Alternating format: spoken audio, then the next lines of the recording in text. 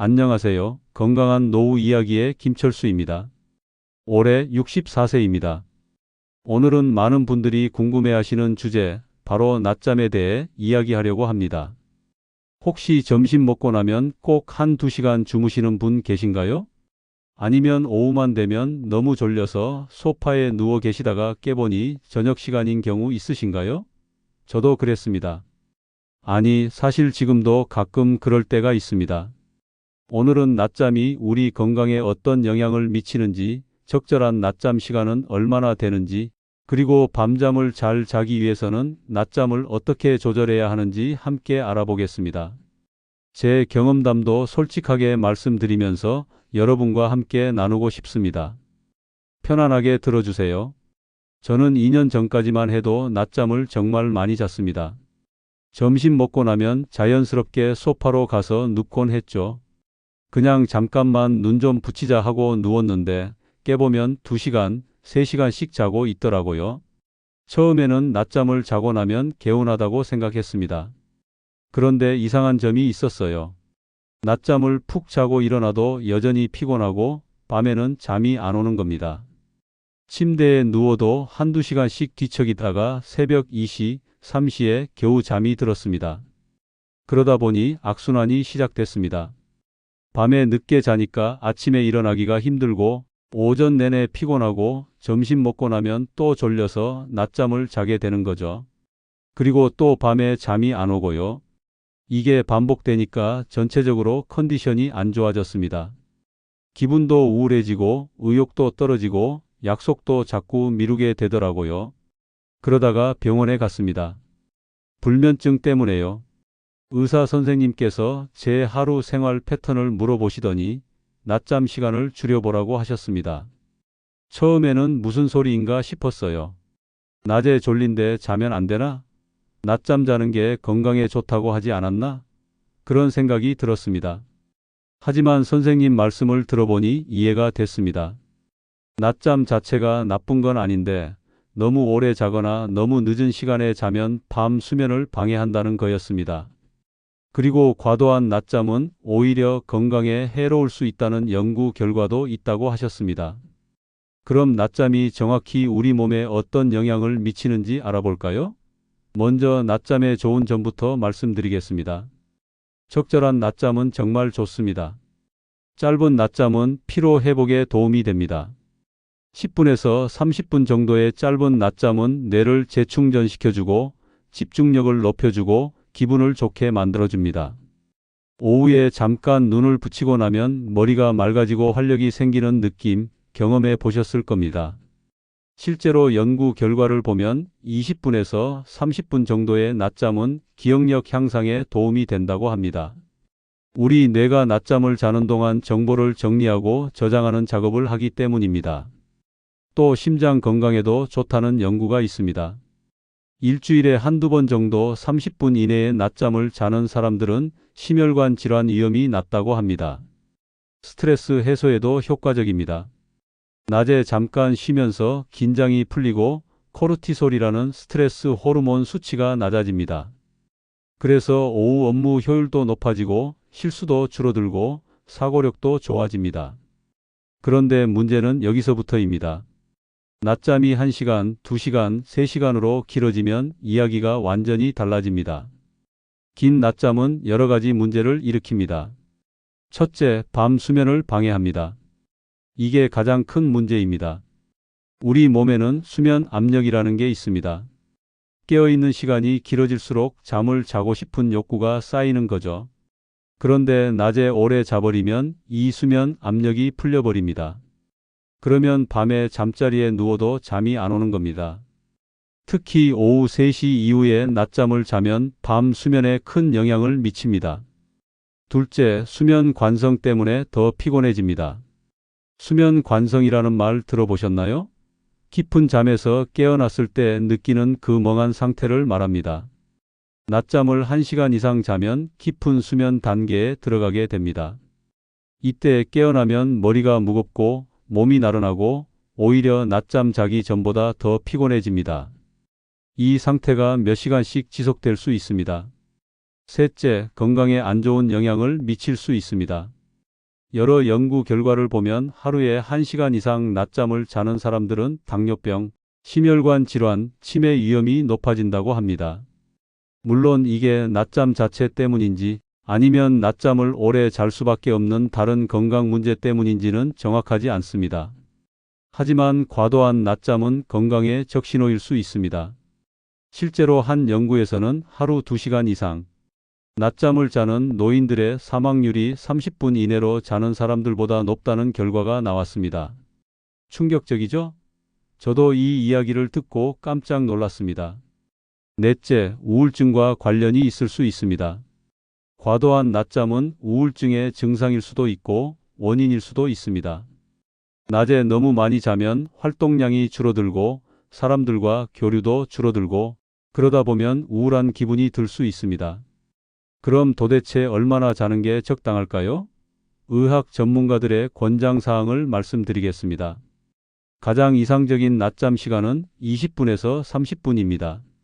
이 정도면 깊은 잠에 빠지지 않으면서도 피로를 풀 수 있습니다. 깨어났을 때 머리도 맑고 기분도 상쾌합니다. 만약 30분보다 더 자야겠다면 90분을 자세요. 우리 수면 주기가 90분 정도이기 때문에 한 사이클을 다 채우면 깨어나기가 비교적 수월합니다. 하지만 90분은 너무 길어서 밤 수면에 영향을 줄 수 있으니 가능하면 30분 이내로 제한하는 게 좋습니다. 그리고 낮잠 타이밍도 중요합니다. 오후 3시 이전에 자는 게 좋습니다. 가장 좋은 시간은 점심 식사 후 1시에서 2시 사이입니다. 이때가 우리 몸의 생체 리듬상 자연스럽게 졸음이 오는 시간입니다. 오후 3시 이후에는 아무리 졸려도 낮잠을 피하시는 게 좋습니다. 밤 수면에 방해가 되니까요. 저는 의사 선생님 조언을 듣고 낮잠 습관을 바꾸기 시작했습니다. 처음에는 정말 힘들었습니다. 오후만 되면 너무 졸린데 참아야 하니까요. 소파에 앉으면 자동으로 눕게 되더라고요. 그래서 몇 가지 방법을 시도했습니다. 첫 번째로 한 건 알람 설정입니다. 낮잠을 잘 때 핸드폰 알람을 20분으로 맞춰 놓았습니다. 처음에는 알람이 울려도 끄고 다시 자곤 했는데 침실이 아니라 거실 소파에서 자니까 그래도 일어나는 게 조금 쉬웠습니다. 두 번째로 낮잠 자는 장소를 바꿨습니다. 침대에서 자면 너무 편해서 오래 자게 되더라고요. 그래서 거실 소파에서 자기로 했습니다. 소파는 침대만큼 편하지 않으니까 깊은 잠에 빠지지 않았습니다. 세 번째로 낮잠 전에 커피를 한 잔 마셨습니다. 이상하게 들리시죠? 커피 마시고 어떻게 자냐고요? 그런데 이게 파워냅이라는 방법입니다. 커피를 마시고 바로 20분 낮잠을 자는 거예요. 카페인은 마시고 20분에서 30분 후에 효과가 나타나기 시작합니다. 그러니까 20분 자고 일어날 때쯤 카페인이 작용해서 깨어나기가 훨씬 쉬워집니다. 네 번째로 점심을 과식하지 않았습니다. 점심을 과식하면 소화하느라 혈액이 위장으로 몰리고 그러면 뇌로 가는 혈액이 줄어들어서 졸음이 더 심해집니다. 점심을 적당량만 먹으니까 오후 졸음이 덜했습니다. 다섯 번째로 오후에 가벼운 산책을 했습니다. 낮잠 대신 15분 정도 밖에 나가서 걸었습니다. 햇빛을 쏘이면서 걷다 보면 졸음이 확 사라지더라고요. 그리고 신기하게도 밤에 잠이 더 잘 왔습니다. 이렇게 한 달 정도 실천하니까 변화가 나타났습니다. 밤에 잠들기가 훨씬 쉬워졌고 아침에 일어나는 것도 한결 수월해졌습니다. 전체적인 컨디션도 좋아졌고요. 낮에도 더 활력이 넘치는 느낌이었습니다. 그런데 여기서 중요한 포인트가 하나 있습니다. 만약 낮잠을 안 자려고 해도 너무 졸리다면 이건 다른 문제의 신호일 수 있습니다. 밤에 충분히 자는데도 낮에 견딜 수 없을 정도로 졸리다면 수면 무호흡증이나 기면증 같은 수면 장애를 의심해 봐야 합니다. 수면 무호흡증은 특히 나이 드신 분들에게 흔합니다. 자는 동안 숨쉬기가 멈추거나 얕아지는 증상인데 본인은 잘 모릅니다. 코를 많이 골거나 자다가 숨이 막혀서 깨는 경우, 아침에 일어나면 입이 바짝 마르거나 두통이 있는 경우, 이런 증상이 있다면 병원에 가보시는 게 좋습니다. 또 하나 주의하실 점은 갑자기 낮잠이 많아졌다면 이것도 건강 적신호일 수 있다는 겁니다. 당뇨병, 갑상선 기능 저하증, 빈혈, 심장질환 등 여러 질병이 과도한 졸음을 유발할 수 있습니다. 평소보다 낮잠이 부쩍 늘었다면 병원에서 검사를 받아보시는 게 좋습니다. 이제 좋은 수면 습관을 만드는 방법을 말씀드리겠습니다. 낮잠 조절도 중요하지만 전체적인 수면 위생을 개선하는 게 더 중요합니다. 첫째, 규칙적인 수면 시간을 지키세요. 매일 같은 시간에 자고 같은 시간에 일어나는 게 가장 중요합니다. 주말에도 마찬가지입니다. 우리 몸의 생체 시계가 일정한 리듬을 유지해야 잠을 잘 잘 수 있습니다. 둘째, 침실 환경을 쾌적하게 만드세요. 어둡고 조용하고 시원한 환경이 좋습니다. 온도는 18도에서 20도 정도가 적당합니다. 너무 덥거나 추우면 잠을 제대로 못 잡니다. 암막 커튼을 쳐서 빛을 차단하고 조용하지 않다면 귀마개를 사용하세요. 셋째, 침대는 오직 잠자는 용도로만 사용하세요. 침대에서 텔레비전을 보거나 스마트폰을 하면 뇌가 침대를 각성 상태와 연결시킵니다. 침대는 잠자는 곳이라는 것을 뇌에 학습시켜야 합니다. 넷째, 자기 2시간 전에는 스마트폰과 텔레비전을 끄세요. 블루라이트가 멜라토닌 분비를 방해해서 잠을 방해합니다. 저도 이게 제일 힘들었는데 실천하고 나니까 확실히 잠이 잘 오더라고요. 다섯째, 저녁 식사는 잠들기 3시간 전에 마치세요. 배가 너무 부르면 소화 때문에 잠을 못 잡니다. 하지만 배가 너무 고파도 잠을 못 자니까 자기 1시간 전에 따뜻한 우유나 바나나 같은 가벼운 간식을 드시는 건 괜찮습니다. 여섯째, 규칙적으로 운동하세요. 하지만 잠들기 3시간 전에는 격한 운동을 피하세요. 아침이나 오후에 운동하는 게 좋습니다. 저는 아침 산책을 30분씩 하는데 이게 밤잠에 정말 도움이 됩니다. 일곱째, 카페인과 알코올을 조심하세요. 카페인은 오후 2시 이후에는 먹지 마세요. 저녁에 마신 커피 한 잔이 밤잠을 망칠 수 있습니다. 알코올은 잠들게는 해주지만 수면의 질을 떨어뜨립니다. 자다가 자주 깨게 만듭니다. 여덟째, 낮에 햇빛을 충분히 쬐세요. 낮에 밝은 빛을 받으면 우리 몸의 생체 리듬이 제대로 작동합니다. 아침 햇빛이 특히 중요합니다. 아침에 일어나면 커튼을 활짝 열고 햇빛을 쬐세요. 그리고 만약 밤에 잠자리에 누워서 20분이 지나도 잠이 안 온다면 어떻게 해야 할까요? 침대에 계속 누워서 뒤척이지 마세요. 일어나서 거실로 가세요. 조명을 어둡게 하고 책을 읽거나 음악을 들으세요. 졸음이 올 때까지 기다렸다가 그때 침대로 돌아가세요. 이렇게 하면 침대와 불면증의 연결고리를 끊을 수 있습니다. 불면증이 2주 이상 지속된다면 병원에 가보세요. 만성 불면증은 약물 치료나 인지 행동 치료가 필요할 수 있습니다. 혼자 해결하려고 하지 마시고 전문가의 도움을 받으세요. 제 경험담을 하나 더 말씀드리겠습니다. 저는 낮잠 습관을 바꾸고 나서 인생이 바뀌었습니다.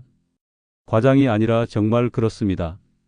밤에 잠을 잘 자니까 아침에 일어나는 게 상쾌했습니다. 오전에 활력이 넘쳤고 오후에도 피곤하지 않았습니다.